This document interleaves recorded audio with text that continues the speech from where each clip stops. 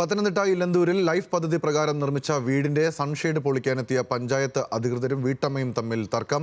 വീടിന്റെ ഷെഡ് നിർമ്മിച്ചത് അനുവദിച്ച സ്ഥലത്തിന് പുറത്താണെന്ന അയൽവാസിയുടെ പരാതിയെ തുടർന്നാണ് ഷെഡ് പൊളിക്കാൻ പഞ്ചായത്ത് അധികൃതർ എത്തിയത്. പത്തനംതിട്ടയിൽ നിന്നും വിവരങ്ങളുമായി ശ്രീരാജ് ബാബു ചേരുന്നുണ്ട്. ശ്രീരാജ്, എപ്പോഴാണ് ഈ സംഭവം ഉണ്ടായിരിക്കുന്നത്? എന്താണ് ഇതുമായി ബന്ധപ്പെട്ട് പഞ്ചായത്തൊക്കെ നൽകുന്ന വിശദീകരണം? കൂടുതൽ വിശദാംശങ്ങൾ എന്താണ്? ഗൗതം, നമ്മളിപ്പോൾ ഉള്ളത് ഇലന്തൂരിലുള്ള ഒരു വീട്ടിലാണ്. ഈ വീട് ലൈഫ് പദ്ധതി പ്രകാരം ഇവർക്ക് നിർമ്മിച്ച് നൽകിയ വീടാണ്. ഈ വീടിൻ്റെ നമുക്ക് ഈ ദൃശ്യങ്ങളിൽ കാണാൻ കഴിയുന്ന തരത്തിൽ ഉള്ള സൺഷെയ്ഡ്, ഈ ഷെയ്ഡ് അനുവദനീയമായ നിയമപ്രകാരമുള്ളതിലും പുറത്താണ് എന്നാണ് പഞ്ചായത്ത് പറയുന്നത്. അത് ഈ വസ്തുവിലെ അയൽവാസിയായ ഈ വസ്തുവിൻ്റെ ഉടമ നൽകിയ പരാതിയുടെ പുറത്താണ് നിലവിൽ പഞ്ചായത്ത് അധികൃതർ ഈ സൺഷെയ്ഡ് പൊളിച്ചു നീക്കാൻ ഉള്ള ഉത്തരവിട്ടത്. അതിൻ്റെ ഭാഗമായി അവരിവിടെ എത്തുകയും ഇത് പൊളിച്ചു നീക്കുന്ന ഒരു സാഹചര്യവുമാണ് നിലവിൽ ഇവിടെ ഉള്ളത്.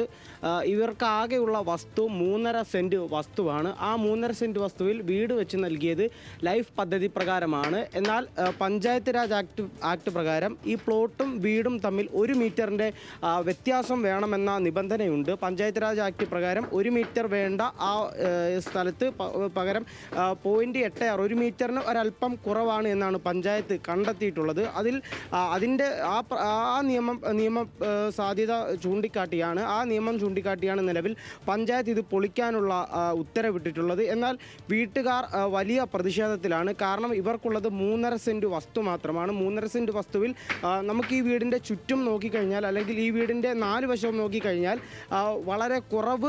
വളരെ കുറച്ച് മാത്രമാണ് അവരുടെ അതിർത്തിയും വീടും തമ്മിലുള്ള വ്യത്യാസമുള്ളത്. അതുകൊണ്ട് തന്നെ ഈ തരത്തിൽ ഇത് പൊളിച്ചു നീക്കുന്നതിനെതിരെ ആ വീട്ടുകാർ വലിയ പ്രതിഷേധത്തിലാണുള്ളത്. നമുക്ക് വീട്ടുകാരോട് തന്നെ ചോദിച്ചു നോക്കാം.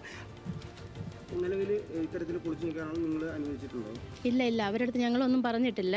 കഴിഞ്ഞ ദിവസം നേരത്തെ വന്നായിരുന്നു. ഒരിക്കൽ എൻ്റെ അടുത്ത് പറഞ്ഞു, ഇത് അവിടെ നീങ്ങിയാൽ നിൽക്കുന്നത് ഒരു ഭാഗത്ത് 1 മീറ്റർ ഉണ്ട്, ഒരു ഭാഗത്ത് 1 മീറ്റർ ഇല്ല, നിങ്ങൾ പൊളിച്ച് മാറ്റണമെന്ന് പറഞ്ഞു. അതനുസരിച്ച് ഞാൻ അല്പം കട്ട് ചെയ്ത ശേഷവും പിന്നെയും വന്നിട്ട് അവർ വിഷയമുണ്ടാക്കും. ഇത് പലതരത്തിലായി.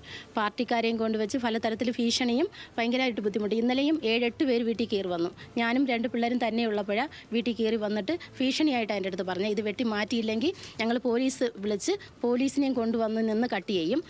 ഇത് കട്ട് ചെയ്യുന്നത് ഞങ്ങൾ കട്ട് ചെയ്യും, അതിനുള്ള കാശ് നിങ്ങൾ തന്നെ കൊടുക്കണം. അപ്പം ഞാൻ ചോദിച്ചത് ഞാൻ തരത്തില്ലെന്ന് പറഞ്ഞു അത് എങ്ങനെ മേടിക്കണമെന്ന് ഞങ്ങൾക്ക് അറിയാമെന്നാണ് പറഞ്ഞ ഭീഷണി. ഗൗതം, ഇത്തരത്തിൽ ഇതിലൊരു പ്രധാനപ്പെട്ട കാര്യം, പഞ്ചായത്ത് പറയുന്ന വാദം ശരിയാണ്. കാരണം പഞ്ചായത്ത് രാജ് ആക്ട് പ്രകാരം ഈ പ്ലോട്ടും വീടും തമ്മിൽ 1 മീറ്ററിൻ്റെ വ്യത്യാസം വേണമെന്നത് യാഥാർത്ഥ്യമാണ്, അത് നിയമപ്രകാരമാണ്. പക്ഷേ ഇവിടെ ഉണ്ടായ പ്രധാന പ്രശ്നം, സംഘം ചേർന്ന് വന്ന് ഇവിടെ 2 സ്ത്രീകളും 1 കുട്ടിയും മാത്രമാണ് ഈ വീട്ടിൽ താമസിക്കുന്നത്. ഇവിടെ സംഘം ചേർന്ന് വന്ന് രാഷ്ട്രീയ പാർട്ടികളുടെ ആളുകൾ, CPIM-ൻ്റെ ഉൾപ്പെടെ നേതാക്കൾ സംഘം ചേർന്ന് വന്ന് നിരന്തരമായി ഈ വീട്ടുകാരെ ഭീഷണിപ്പെടുത്തുന്നുണ്ട് എന്നാണ് വീട്ടുകാർ ഇപ്പോൾ പറയുന്നത്. അത്തരത്തിൽ പൊളിച്ചു നീക്കിയില്ല എങ്കിൽ, ഇവരുടെ പണം ഉപയോഗിച്ച് ഇവർ പൊളിച്ചു നീക്കിയില്ല എന്നുണ്ടെങ്കിൽ ഏത് രീതിയിൽ പൊളിച്ചു നീക്കണമെന്ന് തങ്ങൾക്കറിയാമെന്ന നിരന്തര ഭീഷണിയുടെ പരാതിയും ഇവർക്ക് നിലവിലുണ്ട്. എന്നാൽ ഇതിൽ കൃത്യമായ ഒരു ഇടപെടലോ അല്ലെങ്കിൽ അതിലൊരു ഒത്തുതീർപ്പിനുള്ള ശ്രമങ്ങളോ ഒന്നും പഞ്ചായത്ത് നടത്തിയിട്ടില്ല.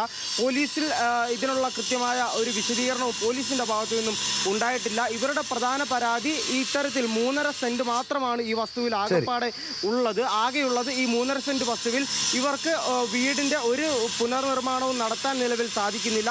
അതിനു പുറമെ വലിയ തരത്തിൽ രാഷ്ട്രീയ പാർട്ടികളുടെ പ്രതിനിധികൾ ഉൾപ്പെടെ ഇവിടെ എത്തി വലിയ തരത്തിലുള്ള ഭീഷണിപ്പെടുത്തൽ ഉണ്ട് എന്നാണ് വീട്ടുകാർ നിലവിൽ പരാതി പറയുന്നത്. ഗൗതം, ശരി, പത്തനംതിട്ടയിൽ നിന്നും ശ്രീരാജ് ബാബുവാണ് ഈ വാർത്ത നൽകിയത്. എന്തായാലും നിയമപരമായ കാര്യങ്ങൾ മുന്നോട്ട് പോകുമ്പോൾ മനുഷ്യത്വപരമായ കാര്യങ്ങളിൽ പ്രശ്നമുണ്ട് എന്നാണ് ഇപ്പോൾ ശ്രീരാജ് നൽകുന്ന റിപ്പോർട്ടിൻ്റെ അടിസ്ഥാനത്തിൽ മനസ്സിലാക്കാൻ സാധിക്കും.